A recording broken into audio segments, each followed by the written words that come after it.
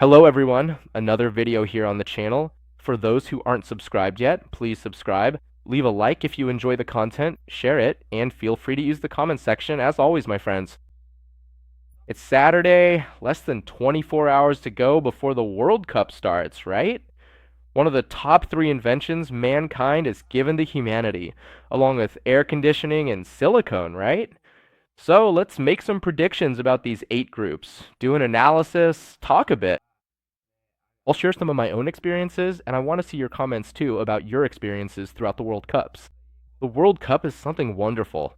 Honestly, I don't understand people who don't like soccer, who don't like the World Cup. But anyway, I'm not going to judge people, especially since I'm someone who doesn't like alcohol. I've never really been into it. In fact, I've only drunk on very rare occasions throughout my life. So, my friends, many of them even today, they've been hanging out with me for 2, 3 decades now and still can't really understand it, you know? Like my mom says, to each their own. But I know a lot of people like soccer, so let's do a little off topic today, right? Well, not that off topic, actually, right? We can drop some black pills about the players and the organization of the cup, etc. After almost a year and a half of the channel, right? Well, so the World Cup is starting tomorrow, Sunday, right? Qatar and Ecuador. About this whole thing with Qatar being chosen, what I find funny is people in general, like how did they choose to go? Like people are always saying, "Oh, FIFA's corrupt and all that. Football is all about money, etc." And then they pick Qatar, which is basically the material representation of all that, right? Choosing a country like Qatar to host the World Cup, and really, that's not just some performative outrage or anything. There was the issue with the workers, a lot of whom died in unsafe conditions. And all that, it was a really ugly situation there. But anyway, I just don't get how people are so shocked by something they keep repeating over and over. They keep saying it all the time, the lion is coming. And when the lion actually shows up, it's like they had no idea it was coming. So the choice of Qatar doesn't really come as much of a surprise. Yeah, so anyway, the World Cup, where over $1 trillion was spent, right? Way more than Russia spent, more than Brazil spent, or South Africa, and so on, right? But anyway, right? So, what are we going to say about the spectacle of football, huh? Let's just get right to it, okay? I don't think the 6th title is coming, even though I think this Brazil team is really good, okay? I don't know what you all think, but I really do think this Brazil team is very good. Maybe when they're playing, you know? I'm not talking about on paper, because on paper in 2006, it was spectacular, right? But it's after that Confederations Cup. After that, the guys didn't play anything else. That one that was 4-0 or 4-1 against Argentina in 2005. So on paper, in 2006, it was amazing. But when it came to actually playing, it just didn't click in the first game. There, against Croatia in 2006, I still remember it to this day. The Globo.com headline was "Won but didn't convince," with a beautiful goal from Kaká from outside the box. Now, this team and the young guys are on fire, right? Honestly, I've never really been in love with the Brazilian national team. I'm a Cruzeiro fan, that's it. But I love soccer, I love the World Cup, but my real passion, my real support is for Cruzeiro. Now, the World Cup. I like to watch all the games, and I'll probably do that again this time. I always plan my whole routine so I can watch pretty much every match. That's it. I remember that my first memory of the World Cup was in '98. The '98 one is really vivid. The time Brazil lost to France 3-0. I was at my aunt's house, and the whole family was there. I remember the mood of mourning after that 3-0 from France. That 1998 World Cup was really good. There were some truly unforgettable matches. I remember the Romanian player dyeing his hair yellow, and Jamaica in the World Cup. Anyone who's a bit older will remember this, right? You'll remember that in that World Cup there was Yopa, which Nestle later bought. The Iopa ice creams they had back then. They had these little sticks that came with the Fruitalite ice creams, if I'm not mistaken, the fruit ones too, and you would collect the national teams. Man, it was a real challenge to complete that collection. I kept asking my dad to buy ice cream all the time and everything, and trading those green sticks. I remember that a few years ago, actually quite a few years ago, there was a my parents had, actually they still have it today, but now it's rented out. They had a beach house, and a bunch of kids around. They broke in there, but they didn't even break in to steal anything. After all, the place was empty and there was hardly anything inside. But one of the things that was there was that collection of 1998 World Cup ice cream sticks, some Tazos I had, really old ones too, from Ping Pong, the chewing gum, and some from Alma Chips too, like Pokemon Tazos. And they ended up stealing that 1998 ice cream stick collection. That collection, which is priceless to me, I was really sad about it to this day. I still miss it. The kids went in there, broke in, and ended up taking it. The 98 World Cup was amazing. Man, it was one of the best World Cups ever. It was an incredible World Cup, really incredible. I have really good memories of that one and of 94. I don't really remember that one, but that documentary they made, We Are All One Heart or something like that, it's even on YouTube. It's pretty popular. With that really iconic Brazilian dubbing, out the United States, how was the World Cup there? There too. It was really good. So, like, I've always really loved the history of the World Cups. I had a VHS tape that showed Brazil's participation in every World Cup, from 54 up to 94. The footage from 30, 34, 38, 50 wasn't there, but the World Cup is always in people's imagination. I see it as a kind of chronological milestone. I think a lot of you. Yeah, for example, I think it's obvious. Those kids who were born in 2000 and later, right? You'll remember where you were during the fifth title when Ronaldo scored those two goals against Oliver Kahn. Me, for example, to be more specific, I remember exactly where I was when Maxi Rodriguez scored that goal against Mexico in 2006. That amazing goal, right? When Soren passed it to him, he controlled it on his chest and fired a rocket. Top corner, right? And there are several like that. Like when Zidane headbutted Materazzi or when Iniesta scored the goal in 2010. So these are moments we tend to remember, like when Brazil lost to the Netherlands in 2010. The World Cup really leaves a mark, even here among us. From our community, there's Conde's story. He says that the moment that really marked him, when he had one of his epiphanies, was when he was watching a documentary, right around the time of the 2006 World Cup. He was watching something on band, and he was at a motel with his girlfriend Aline. That was the made up name for the girl who ended up messing up his life. And there, while a documentary was playing with Silvio Luis talking and all, he had an epiphany, a sudden realization. That moment is still very vivid in his mind, that 2006 World Cup, which was another great World Cup, right? So the World Cup really leaves a mark on people's lives. Usually, even people who aren't that into soccer remember some event that happened. It really sticks with you. When Brazil lost in that place, it was really close to the 7-1. So the World Cup, it usually serves as a marker, chronologically speaking, for people's emotional memories in general. Now, for this 2022 World Cup, my expectations are high for the World Cup itself. Even though, as I said, I think Brazil's team is really good, I don't like Tite. My apologies to Corinthians fans or his fans out there, but I don't think Tite is going to win the World Cup for Brazil. I find him kind of stubborn, kind of a snake charmer, like a Leandro Carnal with hair. Yeah, all that smooth talk of his back in 2018. You have to look at Paulinho's consistency and whatever else, trying to explain things, you know? Gabriel Jesus running around like a headless chicken out there, right? The only time since 66 that Brazil had a number 9 who didn't score, and he kept trying to justify it, you know? He really dodged responsibility. But he's a good strategist. I mean, obviously, the guy wouldn't be on the national team for nothing. I'm not saying he's bad, it's just that I don't like him that much. At least not the way people liked him back in 2018. In 2018, everyone practically worships this guy. There were just a few skeptics like Mauro Caesar. I'll talk about Mauro Caesar in a bit. Mauro Caesar Pereira is kind of iconic when it comes to World Cups, right? Now people are a lot more suspicious. That hype around Taite is pretty much gone, you know? But anyway, he still has a lot of fans, right? There's nothing wrong with liking the guy. I'm just saying I don't like him that much. I don't see him as all that extraordinary, but he is a good strategist. He really is, for sure, okay? Yeah, but I think there are going to be a lot of games. Good ones, you know? Right in this first stage, there are some pretty balanced groups, you know? Tomorrow's game is already coming up, right? Less than 24 hours to the World Cup, don't you think? Let's start making our predictions right now. Already, okay? And of course, later on, a bunch of people are going to come here saying, wow, Trunks, you got it wrong, you did this. Or they'll say, I really came from the future, but let's put ourselves out there. I think Qatar won't lose to Ecuador tomorrow, okay? I think Qatar will either draw or win. People don't realize it, but Qatar is the Asian champion. In this Group A, they're not such a punching bag. At least in theory, they won't be as much as people think, in my opinion, okay? I don't think Qatar will lose their debuts tomorrow against Ecuador. The Netherlands is coming in really strong, okay? The Netherlands is coming in really strong. The Netherlands is a team that nobody's really talking about. People only remember Van Dijk and all because he's really the best defender in the world, man. He's a beast, right?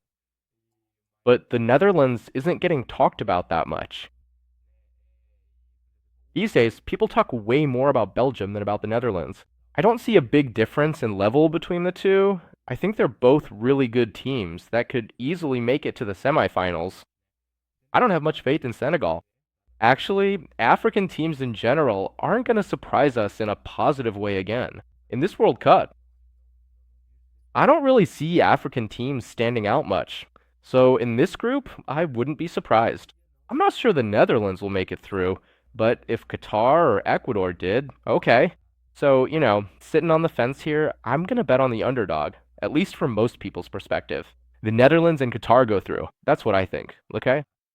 Now, Group B is interesting, right? Group B has a really interesting geopolitical angle, right? Because you already have the United States and Iran in the same group, just like in 1998, right? Back then, the conflicts were way more tense than they are today, you know? Because now everything is really focused on Russia and Ukraine, right? Not that the United States and Iran are off the hook now. Far from it, right?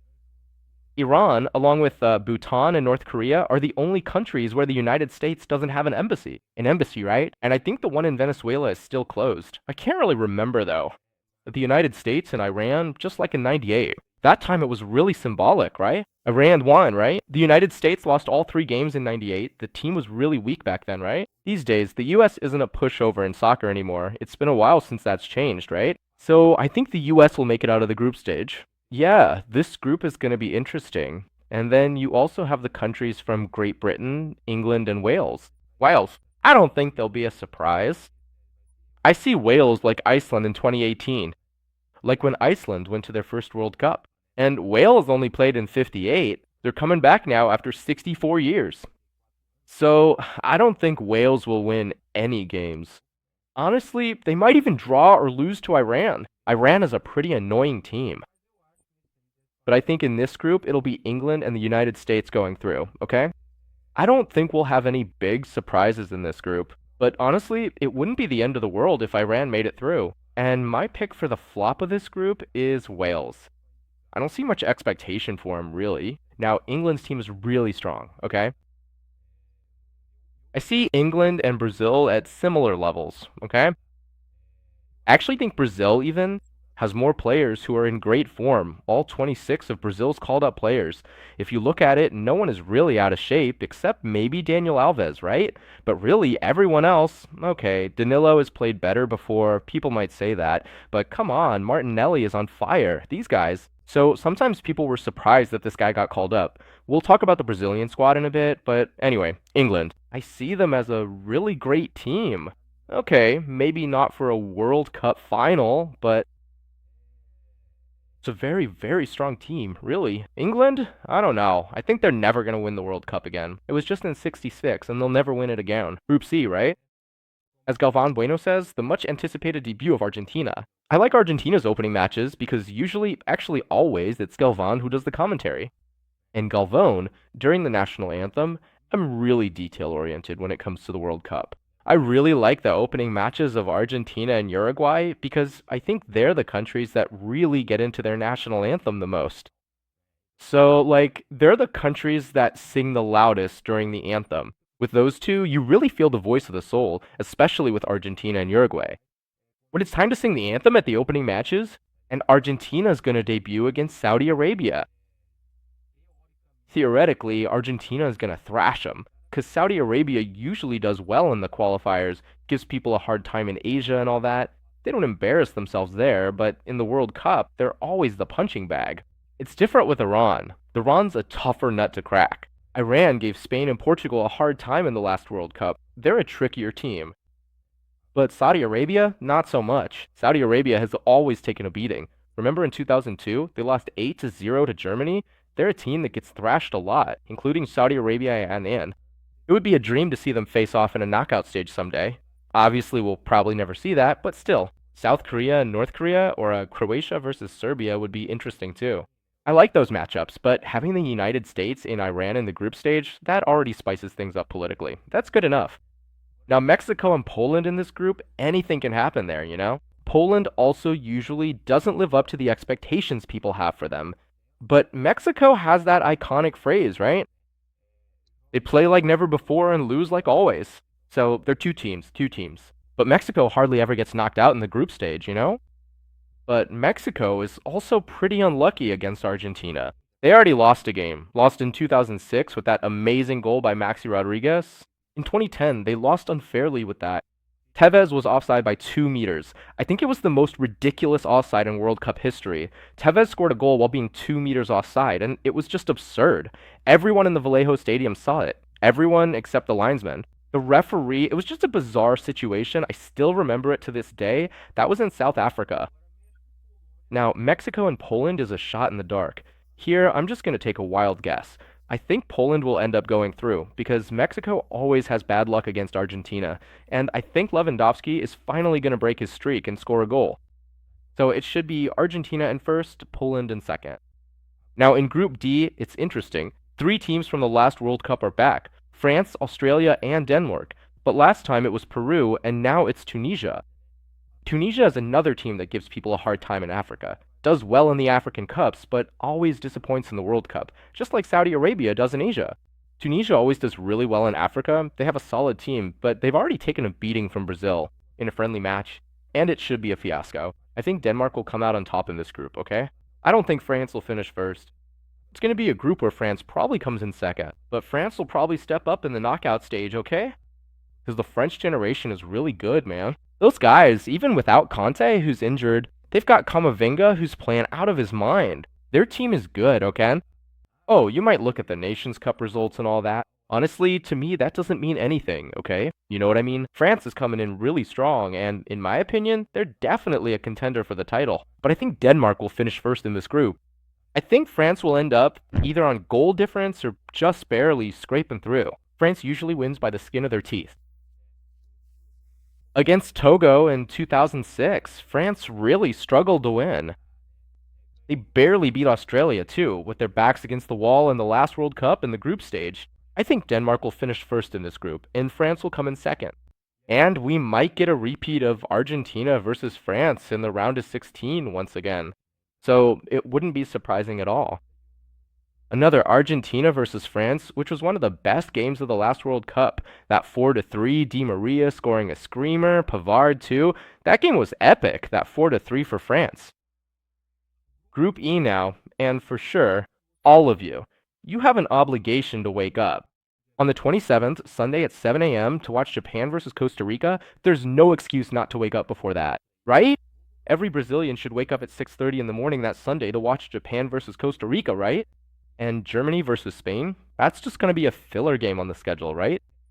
Jokes aside, in this group, even though I'm a fan of underdogs, I don't really like to bet. Big favorites, I just don't see Japan or Costa Rica pulling off a surprise. No way. Germany and Spain are pretty well prepared now, after those recent World Cup fiascos. So I think they're going to steamroll through, even though Japan and Costa Rica aren't bad teams, okay? Japan usually has really bad luck with the draw. Costa Rica too. But Costa Rica, remember in 2014 with England, Uruguay, and Italy? They still finished first. So both teams are really unlucky when it comes to groups. So yeah, they ended up in a tough group. So yeah, but this Germany versus Japan match is gonna be interesting, okay? I don't think it'll be the toughest game though, right? For Germany, besides Spain, Costa Rica, I don't think so. This group is going to be interesting. Even though we probably won't see any surprises, it's still going to be a good game. And what about the fact that Germany and Spain play each other in the second round? It's already going to have a lot of significance, because if it were in the third round, like in the last stage in the last World Cup, when there was a group with two really strong teams and two much weaker ones, even weaker than Japan and Costa Rica, which was in the 2018 World Cup, that was England, Belgium, Panama, and Tunisia, right? England and Belgium already made it to that. By the third game, both teams had already qualified, right? In fact, they ended up playing for third place, right? England and Belgium. So, yeah. Now, Germany and Spain, since they're playing in the second round, if Japan and Costa Rica pull off something, one of those two could end up in trouble, but I think that's unlikely, okay? Now let's move on to Group F, right?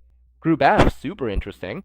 In this group, I think Canada could be the dark horse and take second place, okay? Croatia is an impressive team. I remember Croatia. I remember that in the 1998 World Cup, there were a bunch of debuting teams, right?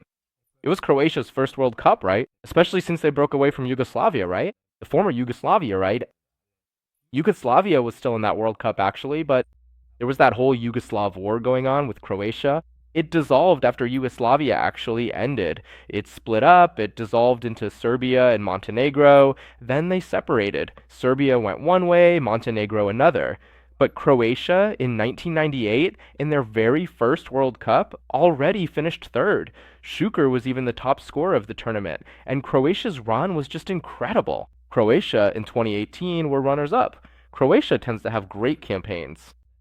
Yeah, but I think the same thing's going to happen here. In 2006, right, when Croatia didn't make it out of the group, Australia ended up advancing, then lost to Italy.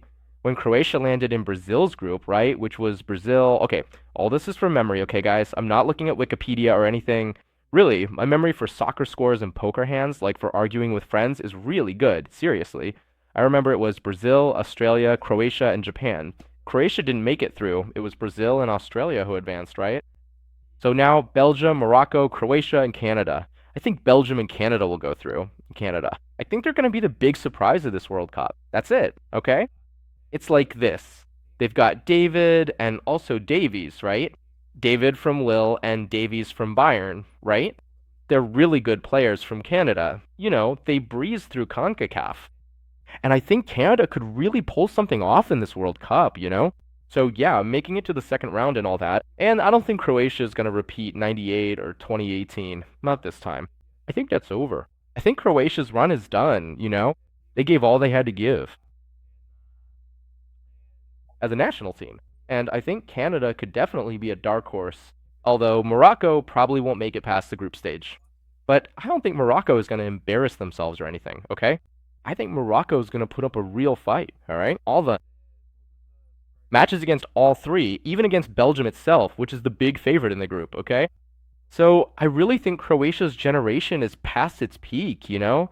I don't think they'll make it past the group stage, and I think Canada is going to surprise everyone in this group, right? Now, let's talk about Brazil's group. Brazil will probably finish first. I don't know if they'll get all 9 points, maybe 7. Serbia has a really good generation right now, with some guys standing out in Serbia and European football. Switzerland isn't that same Switzerland that always made it past the group stage, the Swiss wall. I think Switzerland probably won't surprise anyone here. Cameroon, like I said, I don't believe any African team is going to make it past the group stage. Cameroon shouldn't be any different, Cat. I think Brazil and Serbia will go through. Brazil and Serbia, alright? It wouldn't be the end of the world if Brazil ties with Serbia in their opening match. It's very unlikely that Brazil will lose, okay? Really, really, really unlikely, honestly. Only if you really mess up, honestly. But I think Brazil will either tie with Switzerland or tie with Serbia. Against Cameroon, Brazil should steamroll them. But I don't think Brazil will get through with 7 or 9 points. Brazil is definitely a title contender, but I don't think they'll win. I don't think they'll win. Brazil won't actually be the champion. But the Brazilian national team is good, really good. I thought Cheat went a bit overboard taking 9 forwards. I think Firmino could have gone to the World Cup. Maybe with Gabriel Jesus, since he's back to playing. Arsenal's on fire right now, and all that, but I don't know. I don't think I would have left Firmino out in this World Cup, and he didn't come in very well. 2018, a guy who spent a long time in Europe. Anyway, right? I don't know about tight. People might even mention Pedro, right? But it's Pedro. Actually, he's the only real number 9, so if you need to put someone in the box, it's him, right? It has nothing to do with Firmino's position, but I think Firmino should have gone to the World Cup, right? I don't know if I know. I don't think I'd take 9 forwards and take Firmino. I think that was a mistake, in my opinion, right? So yeah, but anyway, the call-up, aside from Daniel Alves, which was honestly bizarre, right? Even though in Brazil we don't really have many good right backs, right? Tite tried to call up the best he thought he had. But I'm just going to say it now. Here's a hot take for you. Alisson is not reliable, okay? Sorry to all the Internacional fans. I know you're going to get mad at me, but I just can't see Alisson as the national team's goalkeeper. Like, I see people treating Alisson kind of like they treated Dida in 2006. People put him on a pedestal a lot. I don't. Yeah, okay, the guy is Liverpool's goalkeeper. He's doing well and all that, but I think Ederson is a better goalkeeper than him. I don't think it's the end of the world if Alisson messes that. And I don't see him as such an undisputed goalkeeper like a lot of people do. I think there's a lot of halo effect going on there, you know? He's kind of overrated, right? Actually, he's not even that overrated. It's just that the players on the Brazilian national team are generally really ugly, right? The best black pill to see what women find attractive. You give a completed World Cup sticker album to a friend, your sister, your mom to analyze. They go straight for Italy, Sweden, Germany. Some even go for Iran, since Persians are a good looking people. Persian women are beautiful too, by the way. So, yeah, they always go straight for the usual suspects. And they say, wow, in Brazil there are only ugly guys? And that's true, honestly. In Brazil, only Allison is kinda decent looking. Way better than the rest. Seriously, it's crazy. But anyway, I think Allison has a halo effect that other guys like Barbosa don't have.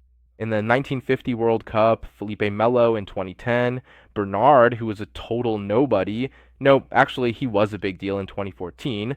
Other guys have taken the blame too, just because of the situation. Whether it's being the bad boy, or ugly, or short, or something like that. Yeah, it might sound silly, it might sound dumb, this thing I'm talking about, but yeah, the halo effect is powerful, okay? The halo effect is powerful. If the guy is good looking and does something, way less blame falls on him, you know? It might sound like I'm joking or just making stuff up, but you all know it's true, right? So, like with Allison, I think the halo effect really makes a difference. Because honestly, I don't actually think he's better than Ederson, okay? I know there are going to be people in the comments who disagree, but I think Ederson is way more of a goalkeeper than Allison, right? Anyway, right? Not that Allison isn't a great goalkeeper, but I just don't trust him, you know? This is just my personal opinion, really. I don't see him as all that, like people say, honestly. I think Neuer is way better than him, right? Actually, Neuer is better than him, right? I think it's hard for anyone to disagree with that. I like A, you know? I really don't know. Maybe even Larista's better. I just don't like Allison. I really don't, honestly.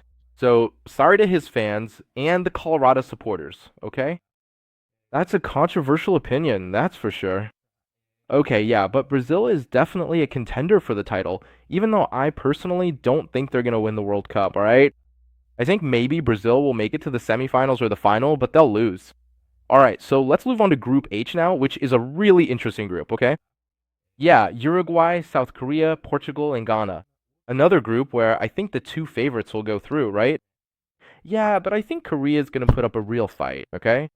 Even though Paulo Bento is kind of clueless, you know? He was Cruzeiro's coach. Cruzeiro, you know? He's kind of a crazy guy, right? He comes up with all sorts of stuff. But Korea's team is good, right? Ghana's a national team. It's a weak team. They're really not doing well. Seriously. Even though they usually make some World Cup games tough, Ghana is in bad shape. If I'm not mistaken, they're the lowest ranked team in the FIFA rankings. But they're a team that's different from what I said about Saudi Arabia or Tunisia, who usually only cause trouble locally in the World Cup. Ghana usually doesn't show up with a lot of hype, but they make things difficult, and even their losses are hard fought.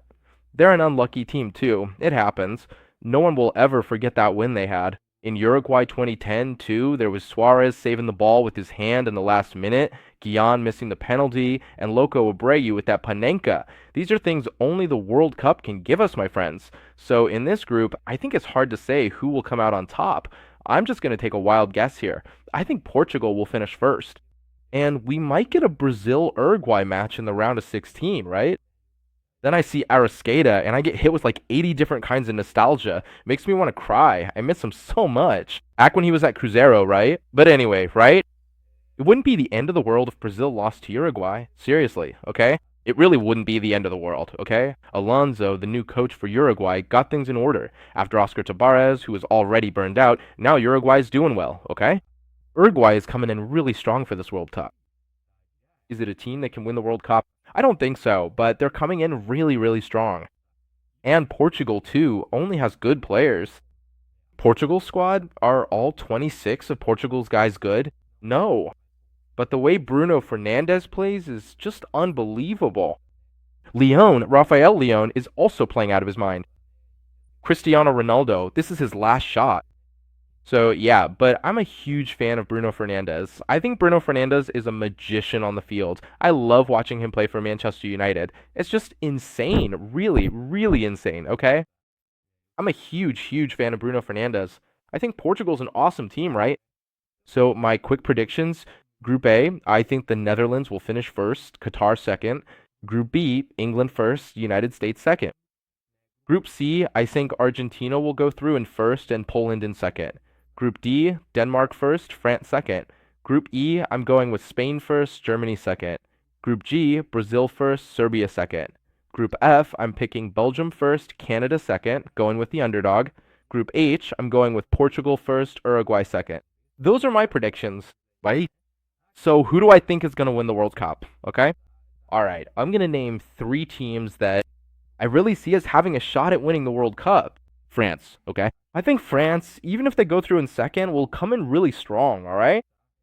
In the knockout stage after that, you know? I'm also picking Germany, right? And now the third one might surprise you a bit. You guys, the Netherlands. I think it's going to be France, Germany, or the Netherlands that wins the World Cup, all right? Like I said, I think Brazil is really strong. Honestly, it's the best team since 2002, the way they're playing, but I don't think they'll win. I don't know. I just can't get behind tight. I really can't. I don't see Spain either. It's a team that's been renewed, but I also don't see them winning. Argentina and England are unlucky in knockout rounds, so I don't think they'll win either. And Uruguay and Portugal, even though they're both very strong teams, don't have the drive to win a World Cup. So the title's between France, Germany, or the Netherlands. If I had to get off the fence and pick one for sure, I think France is going to win again. I really think France is going to win again.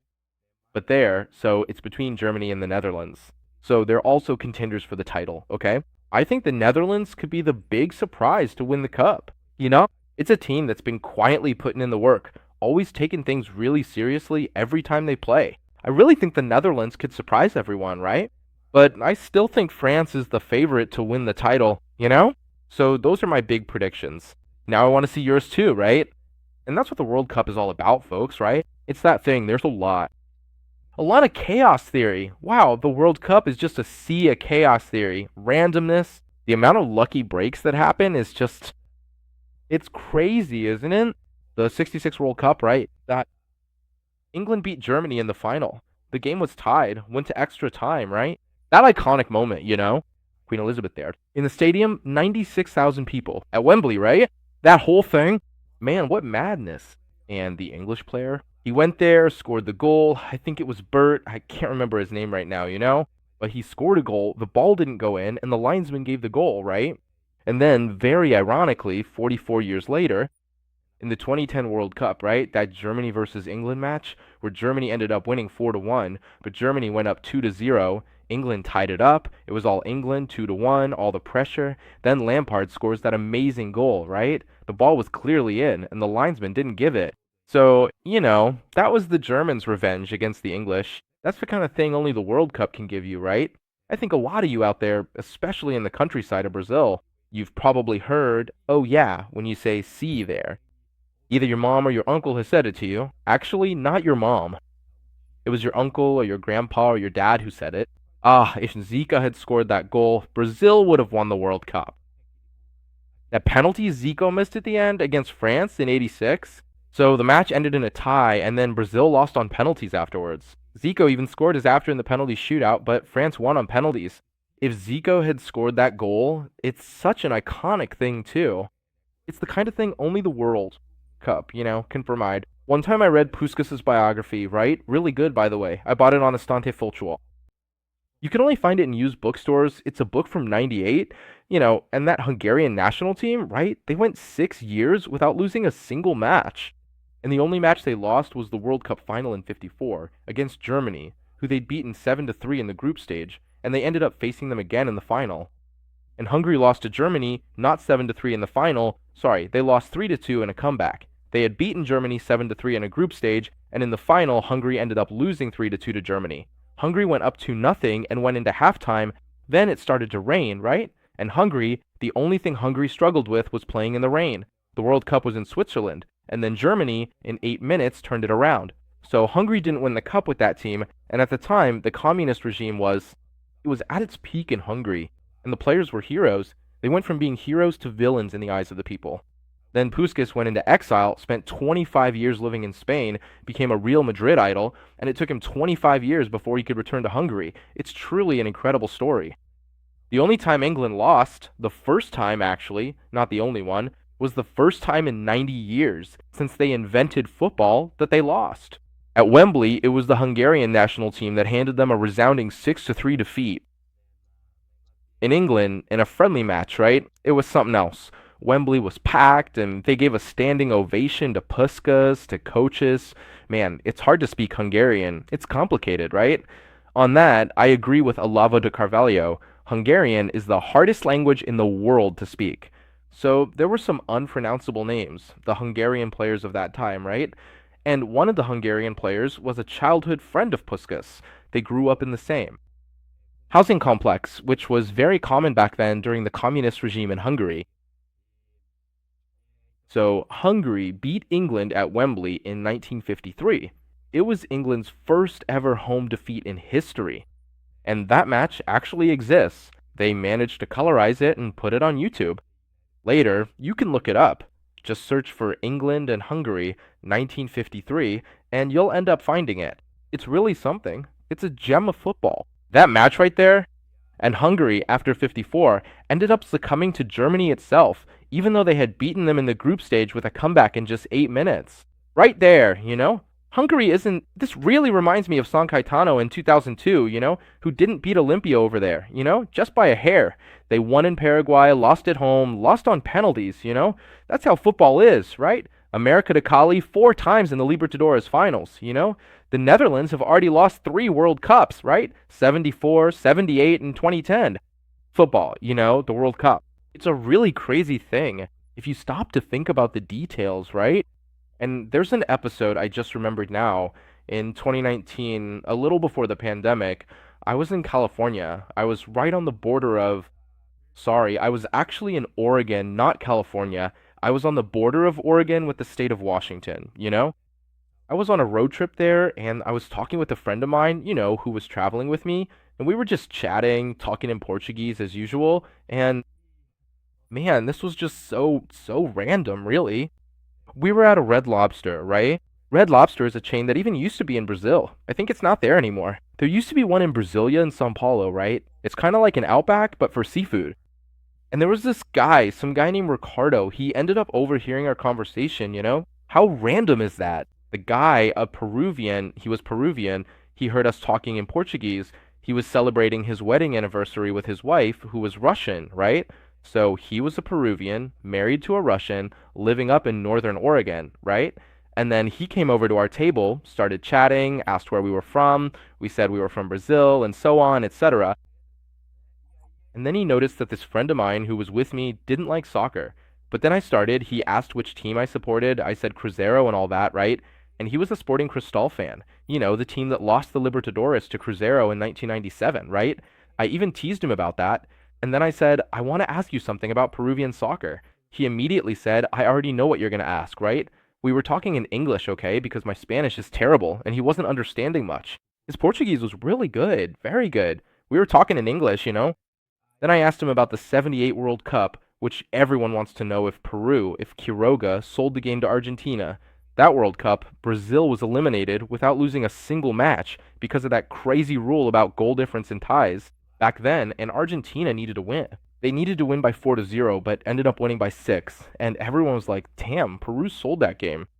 This guy, his brother, was a defender for the Peruvian national team.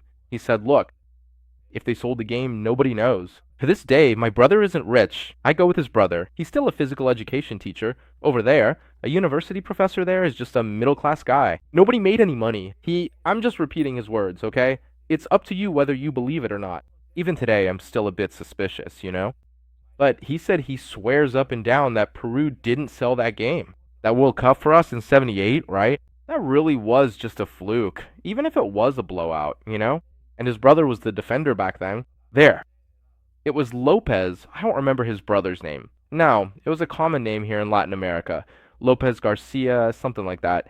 And in fact, his brother didn't get anything. He was on that World Cup squad. I think he was a defender, a substitute, and they didn't get anything out of it. And we won 6-0. So, like, the World Cup gives us moments in life that are truly iconic. And the chaos theory, I really like to watch, this thing where like a tiny detail, a ball that goes in or hits the post, right? Higuain, one-on-one in the 2014 World Cup, missed that goal, right? Robinho also missed a one-on-one with Casillas in the 2010 final, right? Brazil versus Holland, too. Brazil went from heaven to hell in 2010 as well. They didn't have a brilliant first half, right? Felipe Melo was playing out of his mind. Robinho, too. Then they messed up over there. Felipe Melo and Julio Cesar, and then they conceded 2 goals, right? It's just a crazy thing, right? Croatia in '98, for example. We were just talking about that. Thuram, he had never scored a goal for the French national team, like over 130 matches for France. And then in the semifinal, France versus Croatia, he scores 2 goals. France turns the game around and goes to the final. 2 goals from Thuram, right? He was a beast. A center back, but also a right back, right? He had never scored before. The only 2 goals he ever scored for France were those 2 goals that turned the semifinal match against Croatia in '98. They went to the final, right? Against Brazil, and they won there, right? 3-0. So football has a lot of that, right? You can bring up a lot of examples. 2002, Brazil against Belgium. There too, a goal was disallowed. It was a legit goal by Belgium, right? So Belgium could have taken the lead, but then Brazil ended up winning, right? And then there was that choke by Beckham, right? In that challenge, it was against Gilberto Silva, against the rival. I don't remember. It was that challenge. I just remember Galvão Bueno saying, Beckham choked. Then Brazil went there and tied it up, right? Then Ronaldinho ended up scoring that historic goal, right? In 2002 against England, right? He even says himself that it was luck, that goal. He meant to shoot at goal, but he says the ball went in by luck. That it became historic, right? That it went over the top. So there's a lot of that, right? A lot, really a lot of that. Chaos theory. If it's a play, a penalty, a referee's mistake, right? That ends up changing everything. So, like, the World Cup is about to start tomorrow. The expectations are high, right? And that would be the predictions, the videos, the memories. Your comments and stories are going to be really cool, all right? A big hug to all my friends.